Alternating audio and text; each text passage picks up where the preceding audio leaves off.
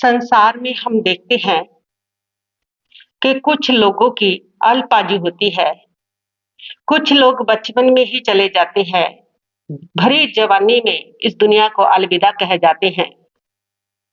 वह अपनी पूरी उम्र को नहीं भोगते हैं और कुछ लोग जो होते हैं, वह लंबी दीर्घ आयु को भी स्वस्थता पूर्वक भोगते हैं। 100 साल से ऊपर के लोग मैंने देखे हैं जो पूरी तरह स्वस्थ है। कालचरानी गांव के अंदर माता श्री चंद कौर जी रहते हैं। उन्होंने 106 साल की उम्र पाई और मैंने उनको देखा कि वह पूरी तरह से 106 साल की उम्र तक स्वस्थ थे। वह आराम से बिना किसी लाठी के पैदल से चलते थे। कहीं भी मंदिर गुरुद्वारे में आते जाते थे आराम से अकेले। उनकी आंखों पे कोई चश्मा नहीं था। उन्होंने मुझे बताया कि महाराज साहब, मुझे कभी भी दर्द नहीं हुआ, कभी मैंने कोई पेन किलर जीवन में नहीं खाई। लोग कहते हैं टांगों में दर्द, हाथों में, सिर में दर्द है, वो क्या होता है मुझे आज तक भी नहीं पता है। पूरी तरह स्वस्थ 106 साल की उम्र उन्होंने पाई। और कुछ लोग अल्पायुष में ही चले जाते हैं। कुछ लोगों के लिए एक छोटी सी ठोकर ही मौत का कारण बन जाती है और कुछ लोगों के लिए मौत का बड़ा बड़ा सम्मान, मौत के बड़े बड़े प्रबंध भी कुछ नहीं बिगाड़ सकते, वो उसको भी धक्का दे देते हैं। कुछ लोगों के ऊपर ट्रेन गुजर जाती है तो भी उनको मौत पराजित नहीं कर पाती। कुछ लोग चाहे कुएं में गिर के भी बच जाते हैं, कुछ लोगों के ऊपर भूकंप गिर जाते हैं। प्राकृतिक आपदाएं भी उनकी आयुष की डोरी को तोड़ नहीं पाती। पीछे जो भूकंप आए थे उसमें 8-8 दिन तक कुछ बच्चे, कुछ लोग मलबे में दबे रहे, बिल्कुल जिंदा, बिल्कुल सही सलामत, बिल्कुल स्वस्थ निकले। कुछ लोगों के लिए चाहे शत्रु हजार हजार मृत्यु के प्रबंध करे तो भी उनकी आयुष की डोरी टूटती नहीं है, इतनी मजबूत होती है। और कुछ लोगों की आयुष की डोरी इतनी कमजोर होती है कि जरा सी ठोकर भी उनकी मौत का कारण बन जाता है, जरा से एक मच्छर भी काट गया उनकी मौत का कारण बन जाता है, एक बुखार भी, छोटी सी किसी के द्वारा रचा हुआ षड्यंत्र भी उनकी मृत्यु का कारण बन जाता है और वह लंबी उम्र को नहीं भोग पाते, उनकी आयुष की डोरी टूट जाती है। क्या कारण है इसका? क्या रहस्य है इसका? इसको हम एक कथानक के माध्यम से समझेंगे। कहते हैं कि राजगृह नगरी में जितशत्रु नाम का राजा राज्य करता था। उस नगरी के अंदर मणिकार नाम का एक सेठ रहता था, उसकी पत्नी का नाम था सुजशा। उनके एक ही पुत्र था जिसका नाम था दामनक। दामनक बहुत लाडला था माता पिता को, अकलौता बेटा लाडला होता ही है। लेकिन किस्मत को कुछ और ही मंजूर था कि दामनक जब 8 वर्ष का हुआ तो माता पिता दोनों ही इस दुनिया से चले गए। दामनक अनाथ हो गया। अनाथ होकर के दामनक भटकने लगा। माता पिता के बिना ही व्यक्ति अनाथ होता है। जब तक माता पिता है तो बच्चा सनाथ है, उसको किसी की जरूरत ही नहीं है। और जब माता पिता नहीं रहते तो वही बच्चा अनाथ कहा जाता है। अनाथ कहा ही नहीं जाता, अनाथ की जिंदगी उसको जीनी पड़ती है कि अनाथ जिसका कोई संरक्षक ही नहीं रहा, जिसको कोई प्रेम करने वाला ही नहीं रहा, जिसका कोई रक्षा करने वाला ही नहीं रहा, वो अनाथ होता है। जिसका कोई सहारा ही नहीं रहा, वो अनाथ हो जाता है। याद रखना, दुनिया के अंदर सबसे ज्यादा अगर कोई तुम्हें प्यार करने वाला है तो वो तुम्हारे माता पिता है। माता पिता से बढ़ करके दुनिया में कोई भी प्यार करने वाला नहीं है और किसी के बिना व्यक्ति अनाथ नहीं होता। इसीलिए माता पिता जब नहीं रहते तब अनाथ होता है। और दुनिया में सबसे बड़ा अगर कोई हितैषी है तो वो तुम्हारे माता पिता है। सबसे बड़ा अगर दुनिया में तुम्हारा कोई संरक्षक भी है तो वो तुम्हारे माता पिता है। भगवान से भी बढ़कर के संरक्षक है। कहते हैं कि एक विचारक ने लिखा है कि हर जगह पर बच्चे की सुरक्षा करने के लिए परमात्मा नहीं पहुंच सकता हर बच्चे के पास, इसलिए उन्होंने माता पिता बनाए हैं। माता पिता फरिश्ते होते हैं, बच्चे के लिए देवते होते हैं। माता-पिता कभी भी अपने बच्चे को धूप तक नहीं लगने देते, जब तक वो जिंदा है। वे सारी धूप स्वयं सहन करके अपने बच्चे को हमेशा छाया में रखते हैं। वो माता-पिता होते हैं जो खुद बच्चे के गिल्ले में सो जाते हैं और अपने बच्चे को सूखे में सिलाते हैं। वो माता-पिता हुआ करते हैं जो खुद भूखे रह करके अपने बच्चे का पेट भरते हैं। वो माता-पिता होते हैं जो अपनी इच्छाओं को मार करके अपनी संतान के लिए जोड़-जोड़ करके घर-बार बना करके रख जाते हैं। वो माता-पिता हुआ करते हैं। इसलिए माता-पिता जैसा प्यार दुनिया में किसी का नहीं हो सकता। माता-पिता की तरह से तुम्हें कोई भी दौलत जोड़-जोड़ करके, तुम्हारा घर-बार बना करके, तुम्हें रख करके नहीं दे करके जाता। इसीलिए तो कहा जाता है कि जब माता-पिता नहीं रहते हैं, तो बच्चा अनाथ हो जाता है और किसी के ना रहने पर अनाथ नहीं कहा जाता, लेकिन माता-पिता के ना रहने पर बंदे को अनाथ कहा जाता है। माता-पिता बच्चे के लिए ईश्वर होते हैं। माता-पिता जो होते हैं, वो इंसान के लिए भगवान के रूप में होते हैं, इसलिए अपने ऐसे माता-पिता की आँखों में कभी आंसू मत आने देना और इस बात को हमेशा याद रखना कि माता-पिता से बढ़ कर के कोई प्यार करने वाला दुनिया में नहीं हुआ करता है। तो जिनके माता-पिता नहीं रहते हैं, उनकी क्या स्थिति होती है, ये आप देख सकते हैं। सारे परिवार वाले हैं, लेकिन वो बात बच्चे की बनती नहीं है जो माता-पिता के होते होती है। बच्चे के चेहरे पर वो प्रसन्नता नहीं होती, वो खुशी नहीं होती, वो चहचहाट चहाहट नहीं होती, वो चंचलता नहीं होती। बच्चे के अंदर वो आत्मविश्वास नहीं होता जो एक माता-पिता की होते होता है। जिन बच्चों के माता-पिता है ना, कभी उनके चेहरे देखना और जिनके माता-पिता नहीं रहे और उनके भी चेहरे देखना, तुम्हें फ़र्क साफ-साफ नज़र आएगा। तो दामनक के माता-पिता जब नहीं रहे, तो दामनक अनाथ हो जाता है। कोई सहारा नहीं, अब उसको कोई सँभालने वाला नहीं, माता-पिता के बिना उसको कोई सुरक्षा देने वाला नहीं, कोई उसके जीवन का प्रबंध करने वाला नहीं, कोई उसके जीवन का मार्गदर्शन करने वाला नहीं और कोई उसको सँभालने वाला नहीं और वो बच्चा इधर-उधर लोगों से माँग करके अपना पेट भरने लगा। वो बच्चा धीरे-धीरे एक भिखारी की तरह से बन गया।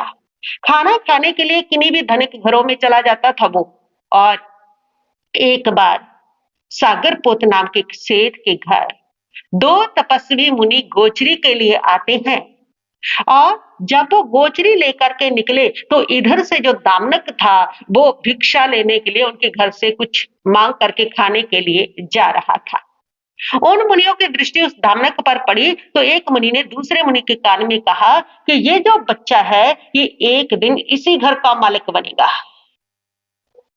और ये बात ऊपर बैठे सागर पोत सेठ ने सुन ली और जैसे उसके कानों में पड़ी तो उसको बड़ा धक्का लगा, उसको आघात लगा कि ये क्या, इतने खून पसीना करके मैंने संपत्ति कमाई और उसका मालिक ये भिखारी बनेगा। मेरा अपना पुत्र, मेरा अपना परिवार और उसका मालिक ये भिखारी बनेगा और संत के वचन असत्य नहीं होंगे। और उसको लगता है कि संत बोले सह स्वभाव, संत का बोला वृथा ना जा, लेकिन मुझे तो उसको वृथा करना ही पड़ेगा। और वह योजना बनाता है, इस कांटे को ही निकालो, इस मुसीबत को ही समाप्त कर दो। मैंने इतने मुश्किल से भूख प्यास सहन करके संपत्ति को इसलिए जोड़ा कि ये भिखारी उसका मालिक बन जाए। और उसने उसी समय एक योजना बनाई। उस बच्चे को उसने लड्डू दिए और लड्डू देकर के उसको कहा कि कल फिर आना, मैं तुम्हें लड्डू दूंगा। उसने कहा ठीक है। उसको लड्डू देके रवाना किया और इधर वो सीधा चंडाल के पास पहुंचा और उस चंडाल को कुछ पैसे देकर के कहा कि कल मैं लड्डू का लालच दे करके एक बच्चे को तुम्हारे पास पहुंच जाऊंगा जो 8-9 साल का है। उस बच्चे को तुमने समाप्त कर देना है, मार देना है, जितना मर्जी पैसा ले लेना, लेकिन हाँ उसकी निशानी कोई अंग काट करके मुझे दिखाना होगा कि तुमने उसको मार दिया है। उसने कहा ठीक है। पैसों के लालच में सब कुछ होता है। दुनिया के अंदर पैसे के लिए सारे क्राइम और अपराध होते हैं। व्यक्ति की जिंदगी में पैसा का महत्व है, लेकिन इतना भी नहीं होना चाहिए कि उसे पैसे के ऊपर किसी के जीवन को तोल दिया जाए। ये पैसा, दुनिया के अंदर जितने क्राइम है उसका कारण भी ये पैसा है। ये तुम्हारे परिवारों में जितना दरार आई है ना उसका कारण भी पैसा है। जितने संबंध आज बिगड़ रहे हैं ना उसका कारण पैसा है। इस पैसे ने सारी दुनिया के ऊपर राज कर रहा किया है और ये पैसा कहीं भी व्यक्ति के बीच में प्रेम को तोड़ करके रख देता है। और ये पैसा चीज ही ऐसी है, उस पैसे के लालच में वो सारा पाप करने लग गया। पैसा, अगर इसका सदुपयोग ना किया जाए, व्यक्ति के पास सद्बुद्धि ना हो तो पैसा व्यक्ति को नर्क में ले जाता है। पैसा ऐसा पाप करवाता है। पैसा आने से पहले भी पाप कराता है और अगर उसका सदुपयोग ना करना आए तो रहकर भी पाप करवाता है। इसलिए जिनको पैसे का सदुपयोग करना नहीं आता वो पैसा उनको नर्क ले जाता है और जिनको पैसे का सदुपयोग करना आता है वह पैसा उनको स्वर्ग ले जाता है। ये व्यक्ति के ऊपर डिपेंड है कि पैसे का सदुपयोग करना या दुरुपयोग करना है। पैसा नशा है, ये व्यक्ति का भान भुला देता है। लेकिन अगर व्यक्ति सजग रहेगा पैसा पा करके तभी वो पैसे का सदुपयोग कर सकेगा। अगर उसके पास सही समझ होगी तभी वो पैसे का सदुपयोग कर सकेगा, नहीं तो पैसा धतूरे के समान नशा देता है जो सब कुछ भुला देता है। इसीलिए तो जब पैसा व्यक्ति के पास आ जाता है ना तो वो अपनों को भी पहचानना भूल जाता है। किसी कवि ने कहा सभी हंसते हुए मिलते हैं, जब जब पास होता है बिगड़ जाता है गरीबी में जो रिश्ता खास होता है। जब व्यक्ति के पास पैसा नहीं रहता तो बिल्कुल नजदीक वाले रिश्ते भी समाप्त हो जाते हैं। पैसा चीज ही ऐसी है। तो उस पैसे के लालच में उसने ये पाप करना स्वीकार कर लिया और अगले दिन धामने को सेठ के पास वही लड्डू लेने के लिए आया। उसने कहा कि ये लड्डू ना मैंने वहां पर किसी व्यक्ति के पास रखवाए है, तो वहां से जाकर के ले आ। उसने उस चंडाल के पास भेज दिया। वो बच्चा अपनी भूख को मिटाने के लिए वो लड्डुओं को लेने के लिए उस चंडाल के पास पहुंचता है और जैसे चंडाल के पास पहुंचा, चंडाल उसके चेहरे को देखता है और वो चंडाल जिसको किसी को देख के दया नहीं आती, जिसका काम ही है पैसा लेकर के किसी को भी मार देना, उस चंडाल के मन में उस बच्चे को देख करके दया उमड़ती है। उसको लगता ओहो इतना इनोसेंट, इतना भोला भाला, इतना सीधा बच्चा, उसको मारूं? कैसे मारूं? नहीं मार सकता। उसने उस बच्चे को कहा कि देखो तेरे मारने की मैंने सुपारी ली है, तुझे मारने का सारा प्रबंध हो चुका है, लेकिन मेरे मन में दया आई है, मैं तुम्हें मारना नहीं चाहता, मैं तेरी एक उंगली काटूंगा ताकि मैं सेठ को दिखा सकूं कि तुम्हें मार दिया, तुम यहाँ से भाग जाना इस नगरी को छोड़ करके। उसने बच्चे की उंगली काट दी और बच्चा रोता बिलखता उसने उस उंगली पर मल्ला पट्टी कर दी और उसको रवाना कर दिया कि चला जा यहाँ से, कहीं दूर चला जा। और वो बच्चा भागता चला जा रहा है दूर, और भागते भागते बहुत दूर एक गांव में पहुंच गया। वहां पर एक गौशाला का स्वामी था नंद, जो गौशाला का संरक्षक था, उसका काम करता था। उस गौशाला में जाकर के वो शरण लेता है, उस बच्चे को रोता दे करके, उसकी कटी उंगली दे करके उस नंद को उसके ऊपर बड़ी दया आती है और वो पूछता है तो वो कहता है कि किसी चंडाल ने मेरी उंगली काट दी और उसको बड़ी दया आती है, वो अपने पास उसको रख लेता है। उसके कोई संतान नहीं थी, उसने पुत्र बना करके उसको रख लिया और पुत्र के रूप में उसको पालना शुरू कर दिया और वो दामनक जुआ हो गया। और वह जो नंद गोपालक रखा हुआ था गौशाला के लिए, वो गौशाला किसी और की नहीं थी, उसी सागरों पोत सेठ की थी। दूर दूर तक उस सेठ का व्यापार फैला हुआ था, दूर दूर तक उसका कारोबार फैला हुआ था, विदेशों तक फैला हुआ था। तो बहुत दूर किसी राज्य के अंदर भी उसकी ये एक गौशाला थी, जहां पर उसने नंद को स्वामी के रूप में नियुक्त किया था, मैनेजर के रूप में नियुक्त किया था और उसकी वो देख रेख करता था। और बहुत सालों के बाद वो समय समय पर उस पर चक्कर लगाता था। और आज एक दिन सागरपुर सेठ वहां पर पहुंचता है। पहुंचा तो उसकी दृष्टि उस युवक पर पड़ी और उसने उसकी कटी उंगली देखी तो देख के उसको धक्का लगा कि ये तो वही बच्चा है। उसने उस नंद से पूछा कि ये कौन है, कहां से मिला है तुम्हें बच्चा, किसने भेजा है इसको तेरे पास? उसने कहा कि स्वामी किसी ने नहीं भेजा, ये अनाथ बच्चा बेचारा किसी दुष्ट ने, चंडाल ने इसकी उंगली काट ली थी, किसी ने इसके मरने की सुपारी दी थी और जब उँगली काट ली तो जो रोता बिलखता यहाँ पर पहुँच गया और मैंने इसको अपने पास रखा, मैंने पुत्र के रूप में इसको स्वीकार किया, पुत्र बना करके पाला और मेरे संतान थी और मैंने इसी को पुत्र रूप में स्वीकार कर लिया, ये मेरा ही पुत्र है। सेठ ने कहा ठीक है मैं वापस जा रहा हूँ, अपने गाँव जा रहा हूँ, उसको बड़ी घबराहट होती है। वो कहता है क्या बात है स्वामी, अभी तो आप आए हो, आपने अपना कारोबार देखा ही नहीं, इतनी बड़ी आपकी गौशाला जिसमें लाखों गाय खड़ी है, उसका इतना बड़ा हिसाब किताब, और आप यूं चले सालों बाद आते हो और फिर पूरी तरह से आपने काम नहीं देखा, आप देखिए तो सही। और अगर आपको लगता है घर पे कोई काम है, कोई भूल गए हो, तो आप वहां पर पत्र लिख दो, मेरा बच्चा कोई चिट्ठी लिख करके दे दो, मेरा बेटा दे आता है, वहां पर जा करके तुम्हारा काम हो जाएगा। उसको लगा बात तो ये भी सही है। उसके माइंड में फिर एक युक्ति आती है और वह कहता है ठीक है मैं एक पत्थर लिख के देता हूँ, मेरा काम तुम्हारा बेटा कराएगा। उसने कहा ठीक है, उसने पत्थर लिख करके दे दिया। वो पैदल चलने का जमाना था, वो दामनक उस पत्थर को लेकर के पैदल चलते चलते कुछ दिनों के बाद उस गांव में पहुंच गया। जब वो वहां पर पहुंचा तो वो मंदिर के बाहर थकान मिटाने के लिए बैठ गया। थका हुआ था, उसको नींद आ गई, वो सो गया मंदिर के बाहर। संध्या का समय था, उसने सोचा चलो आज रात यहीं काटता हूँ, सुबह सेठ के बेटे से मिल करके उसका पत्थर उसको दे दूंगा। और वो शाम का समय था, थका हुआ था, 3-4 बजे का वो सो रहा था और इधर सेठ की पुत्री शाम के समय उस मंदिर की पूजा करने के लिए आती है। और वो जैसे उस सोए हुए लड़के को देखती है, युवा लड़का था, सुंदर था, सेठ का बच्चा था वो भी।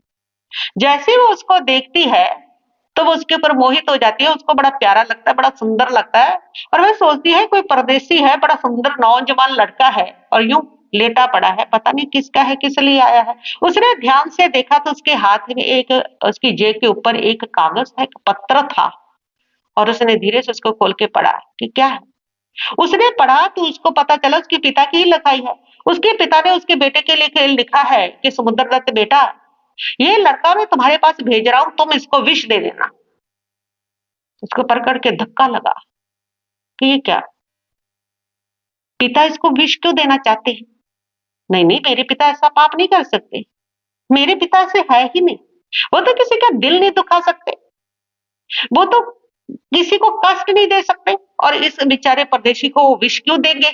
मेरे पिता ऐसे नहीं हो सकते। हर बच्चे को अपने माता पिता पर बहुत विश्वास होता है।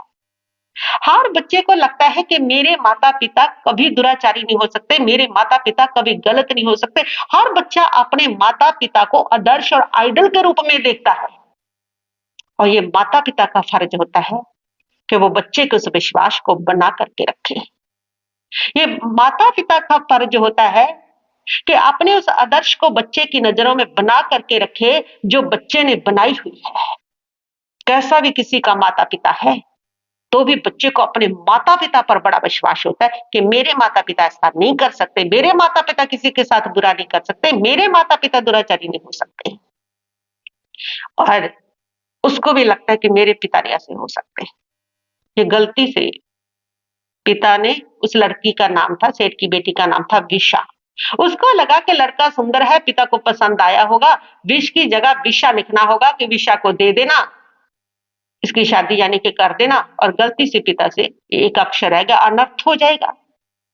उसने अपने काजल उतार करके वहां से एक डंडी उठा करके विष की जगह पर आ की मात्रा लगा करके विषा कर दिया और उस पत्थर को फोल्ड करके वैसे उसके जेब में डाल दिया और चली आई घर। अगले दिन सुबह वो सेठ के बेटे को मिला, पत्थर दिया, सेठ के बेटे ने पत्थर पढ़ा तो उसने सोचा कि पिता ने लिखा विशा को दे देना था, इसका मतलब है कि विशा की शादी कर दूं, ये लड़का सुंदर भी है और पिताजी को पसंद आया। पिताजी विदेश दूर गए हुए हैं और वहां से आने में और आगे आगे व्यापार को देखते जाएंगे, उनको कोई साल लग सकते हैं, इसलिए लड़की जुआ होगी, उन्होंने सोचा होगा कि मैं कब तक पहुंचूंगा, लड़का अच्छा है तो सागर दत्त जो है बेटा इसका लगन इसके साथ कर देगा, इसकी शादी इसके साथ कर देगा। तो उसने शादी के सारे प्रबंध कर दिए कि चलो भी शादी रखी और कर दिया, और आखिर सागर दत्त ने अपनी बहन विशा की शादी दामनक के साथ कर दी और वह वहीं घर जोई बन करके रहा। और उसने किसी के हाथ संदेश भिजवा दिया कि इस प्रकार मेरी शादी होगी है और मैं पिताजी सेठ का जमाई बन गया हूँ। और जैसे वहां पर सेठ को पता चला तो इसको बड़ा धक्का लगा, उसने सिर पीट लिया कि प्रभु ये क्या अनर्थ होता चला जा रहा है। ये विधि कौन से गुल खिला रही है, मैं जो जो कर रहा हूँ वो सारा उल्टा ही पड़ता चला जा रहा है। और उसको बड़ी घबराहट हुई कि वो तो मेरा घर जवाई बन करके बैठ गया, और वो वहां से चला उस नंद को कह करके, गोपालक को कह करके, मैं तो जा रहा हूँ घर। और वो वापस से लौट आया। घर पहुंचा सेठ, घर पहुंचने से पहले ही वे सीधा चंडाल के पास गया, और चंडाल के पास जाकर के उसने कहा चंडाल से कि तूने उस समय उसको ना मार करके सारा अनर्थ कर दिया, आज वो लड़का मेरा घर जवाई बन करके बैठा, ये सब तेरी वजह से हुआ। उस चंडाल ने कहा कि तब पता नहीं कौन सी विध थी कि मेरे मन में ऐसी दया उठी कि मेरा हिम्मत ही नहीं पड़ी कि उस बच्चे को मार दूं, लेकिन आज वो दया नहीं है, आज तो मेरे पास भेज दो, आज मैं उसको मार दूंगा, आज मुझे कोई दया नहीं। उस सेठ ने कहा ठीक है। उन्होंने योजना बनाई कि ऐसे करते हैं, मैं घर जाता हूँ, मैं उनको वहां पर मंदिर में पूजा करने के लिए भेजूंगा, तो मंदिर में छिप करके बैठ जाना, और जैसी वो आई उसके ऊपर वार कर देना और उसको समाप्त कर देना। उसने कहा ठीक है। सेठ घर पहुंचा, दोनों ने आशीर्वाद लिया, बेटी ने भी जवाई ने भी। और सेठ सोच रहा है चाहे जवाई है लेकिन जिंदा नहीं छोड़ूंगा, मारने ही मारना है। क्यों? क्योंकि ये मेरी सारी संपत्ति का मालिक बनेगा, ये इसको मालिक कैसे बना दूं मैं, खून पसीने की मेरी संपत्ति। और उसने उसके मारने के सारे प्रबंध किए, और उसने सेठ ने कहा कि बेटा आशीर्वाद है तुम लोगों को, लेकिन तुम लोगों की ने उन मंदिर में पूजा की उस भगवान जी की, जिनकी कृपा से जहां पर तुम मिले, जिनकी कृपा से तुम लोगों का शादी हुई है। उन दोनों ने कहा हाँ पिताजी, उनकी पूजा तो हम करके नहीं आए, तो जाओ तुम फूल लेकर के उनकी पूजा करके आओ। उन्होंने कहा ठीक है। और वो फूल लेकर के शाम को यही कोई 5 बजे के करीब वहां से निकल पड़े पूजा करने के लिए। पैदल चल रहे थे दोनों, और रास्ते में सागर दत्त की दुकान आई, लड़की के भाई की दुकान आई। उसने देखा, उसने आवाज लगाई कि किधर जा रहे हो। उन्होंने कहा कि मंदिर जा रहे हैं पूजा करने के लिए। उसने कहा कि अरे मंदिर तो बंद हो गया, उसका तो समय हो गया, पूजा नहीं होगी तुम्हारी, रहने दो, तुम चले जाओ वापस, जो फूल मेरे पास रख जाओ, मैं उधर किसी काम से जाऊंगा तो फूल मंदिर में रखाऊंगा, लेकिन पूजा का समय तो नहीं है, वो तो समाप्त हो गया पूजा का समय। और उनको दुकान पर बैठा करके उनके फूल लेकर के वो सागर दत्त चला गया। और जैसे ही उसने प्रवेश किया तो समय बंधा हुआ था, वो अंधेरे में छिप करके बैठा था चंडाल। उसको लगा कि वही आ गया, बस उसने तलवार निकाली, आव देखना ताव, और उसके सागर पोत के बेटे का वध कर दिया। जैसे पता चला सागर दत्त का बेटा मारा गया, हाहाकार मच गई। और सागर पोत को जब पता चला कि मेरा बेटा मारा गया, तो वो सदमे के अंदर ही उसको हार्ट अटैक आ गया, और वो सदमे के अंदर ही मर गया। उन दोनों का क्रियाक्रम किया गया, और लोगों ने कहा कि अब जो दामनक है उसको पगड़ी बांध करके इस घर का मालिक बनाया जाए, और तो कोई बचा नहीं है। और उस घर का जो मालिक और सारी संपत्ति का जो मालिक है वो दामनिक को बना दिया गया, और दोनों आनंद से रहने लगे। और एक दिन वहां पर एक ज्ञानी मुनि आते हैं, और वो ज्ञानी मुनि के पास दामनिक जाते हैं। उनसे जाकर के पूछा कि प्रभु क्या कारण रहा, हजार बार मौत के प्रबंध हुए, हजारों षड्यंत्र रचे गए, लेकिन फिर भी कोई भी षड्यंत्र, कोई भी मौत का प्रबंध मुझे मौत नहीं दे सका, मेरी आयुष को नहीं तोड़ सका, मैं लंबी आयुष भोग रहा हूं, इसका क्या कारण है। उस ज्ञानी मुनि ने अपने ज्ञान में दे करके बताया कि दामनक, पूरा भाव के अंदर तुम गजपुर नाम की नगरी के अंदर सुनंद नाम के एक व्यक्ति थे, तुम्हारा एक मित्र था जिसका नाम था जिनदास। वह बहुत धार्मिक था, वह श्रद्धानिष्ठ था, वह साधु संत महात्माओं का उपासक था। और एक बार तुम उनके साथ एक मुनि के चरणों में गए, मुनि ने तुम लोगों को बताया कि जिंदगी के अंदर कभी मांसाहार मत करना, कभी किसी जीव की हिंसा मत करना, ये वो पाप होता है जो व्यक्ति को नर्क में ले जाता है, और यहाँ कर्म व्यक्ति के ऊपर लौट के आता है। आज तुम अगर किसी का मांस खाओगे तो कल को उसके द्वारा तुम्हारा मांस खाया जाएगा, आज अगर तुम किसी को मारोगे तो कल को उसके द्वारा तुम मारे जाओगे। यहाँ सब कर्म का लेन देन है। आज तुम किसी के घर मिठाई भेजोगे तो तुम्हें भी मिठाई आएगी, और आज तुम पड़ोसी को गाली दोगे, उनके घर पत्थर फेंकोगे तो वहां से तुम्हारे पास भी पत्थर आएगा। जो देते हैं वे हमारे पास लौट के आता है। इसलिए कभी किसी जीव की हिंसा मत करना। तुम मारोगे तुम भी मारे जाओगे, तुम खाओगे तुम भी खाए जाओगे। इस बात को हमेशा याद रखना। और उसके ऊपर बड़ा प्रभाव पड़ा और उसने प्रत्याख्यान ले लिया कि मैं किसी जीव को नहीं मारूंगा, किसी का जीवन नहीं लूंगा। और उस महात्मा ने कहा कि बहुत अच्छा, तुम्हारा मंगल ही मंगल होगा। वे घर आया और अपने इस नियम को पालने लगा। और एक बार अकाल पड़ गया। जब अकाल पड़ गया तो भूख से लोग कुल बुलाने लगे। उसकी पत्नी ने दामनक को कहा कि तुम जी जाल लेकर के जाओ और वहां पर मछलियों को लाओ ताकि पेट भर सके। दामनक ने कहा कि मैं तो जीव हिंसा नहीं करूंगा, मेरा तो नियम है। उसकी पत्नी ने कलह करना शुरू कर दिया कि ये कौन मोटा मिल गया तुझे, किसने तुम्हें नियम करा दिया, हम भूखे मर रहे हैं और तू अपने नियम को लेके बैठा रहे, तुझे शादी करने की क्या जरूरत थी। इतना कलह किया कि वह दुखी होकर के उस जाल को उठा करके चल पड़ा। उसने जाल को फेंका, मछलियां फंसी। जैसे ही वो तड़फने लगी उसने वापस मछलियों को पानी में फेंक दिया। फिर उसने कोशिश की, फिर उसने पानी में फेंक दिया और वो खाली घर आ गया। पत्नी ने फिर कलह किया, अगले दिन फिर गया, फिर उसने वही किया कि जैसी मछलियां फंसी वो तड़फने लगी, वो उनकी तड़फ नहीं देख सका, उनको वापस पानी में फेंक दिया। फिर डाल लिया कि वो झगड़ा करेगी, फिर नहीं देखा गया, फिर पानी में डाल दिया। ऐसे 3-4 बार किया और एक मछली का पंख टूट गया। पंख टूट गया तो बस अब उसको बात आई कि ओहो अनर्थ हो गया। अब उसने ठान लिया कि मुझे किसी का जीवन नहीं लेना, चाहे कुछ मर्जी हो जाए। और उसने घर पे आके कह दिया कि तुम जो मर्जी करो, मैं किसी जीव की हिंसा नहीं करूंगा, मैं किसी का जीवन नहीं लूंगा। और ये कह करके वो घर से निकल गया। और बहुत समय के बाद वो अपना जीवन यापन यूं ही करता रहा। और वही दामनक जो है, वही जो सुनंद है, वह दामनक बना है। तुम हो वह।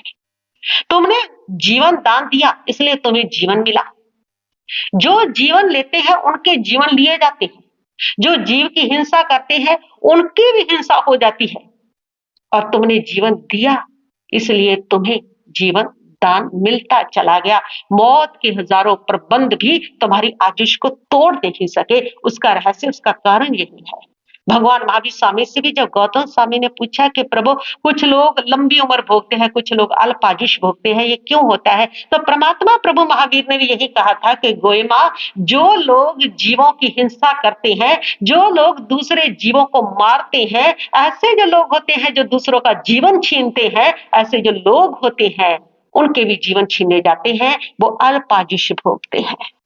और जो जीवों के ऊपर दया करते हैं, जो उनको जीवन दान देते हैं, जो उनकी रक्षा सुरक्षा करते हैं, ऐसे लोगों को भी जीवन दान मिला करते हैं, उनको भी दीर्घ आयुष मिला करती है। तो यह संसार है, यहाँ पर जो कर्म है वो व्यक्ति पर लौट के आता है। दिया हुआ जीवन स्वयं को भी जीवन मिलता है। और जब हम जीवन किसी का छीनते हैं तो हमारा जीवन भी छीना जाता है कर्म के द्वारा। बस यही रहस्य है। इसलिए यदि दीर्घायु स्वस्थता पूर्वक भोगना चाहते हो तो जितने भी ये छोटे मोटे जीव है ना, इनकी सुरक्षा करें। और संकल्प करो जीवन में कभी जीव हिंसा नहीं करेंगे। संकल्प करो जीवन के अंदर कि हम किसी जीव को पीड़ित नहीं करेंगे। विवेक रखो, जहां तक बचा सकते हो हर जीव को बचाओ, हर जीव को रक्षा और सुरक्षा दो। ये सारे जीव तुम्हारे ही भाई बंधु है, ये भी, उनके अंदर भी वही आत्मा है, उनके अंदर भी सुख दुख की फीलिंग वैसी ही है जैसी तुम्हारे अंदर है। बस यही रहस्य है एक लंबी स्वस्थ दीर्घ आयु का।